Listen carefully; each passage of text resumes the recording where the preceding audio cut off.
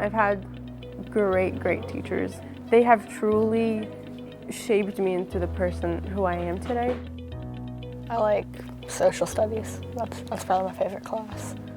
I feel like everyone's welcome here and there's no people being mean to other people. The biggest thing is that if you have a passion for learning, people notice and they give you opportunities.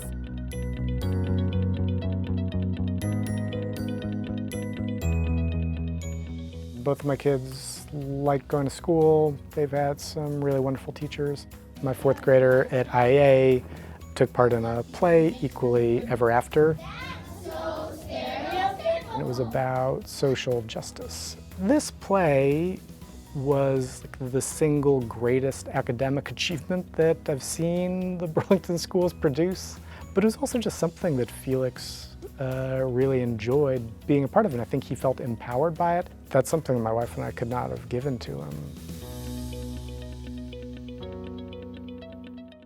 Well, I've been doing the Homework Center, which is like an after-school program for the last maybe 12 or 13 years. I'm the math specialist. Before I met Mr. Moa, I hated math.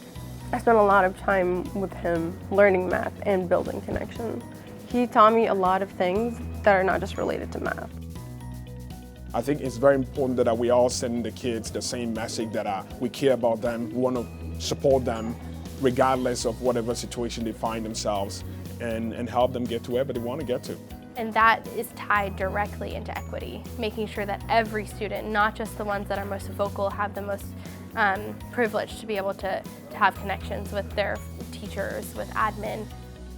I feel like one of the things that I love about this school is that I do see a balance. I see a lot of services, a lot of direct instruction, and a lot of intervention. I think our school does a great job at making kids feel good about who they are and what they bring.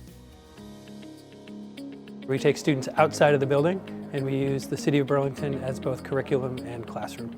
We spend a lot of time often in school, in our isolated silos, sort of separating ourselves from the practical applications of knowledge in the real world.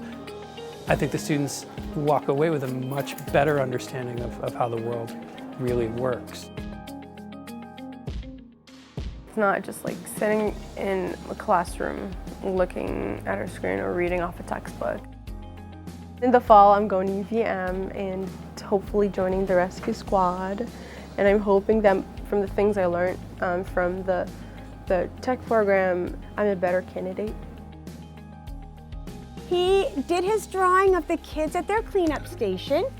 He showed the multiplication. He showed the repeated addition. We have committed as an entire staff to focus on place-based learning. I guess a way to define what that means is making sure that no matter what we're studying, the content it's either embedded in our community in an environmental way or in a social way.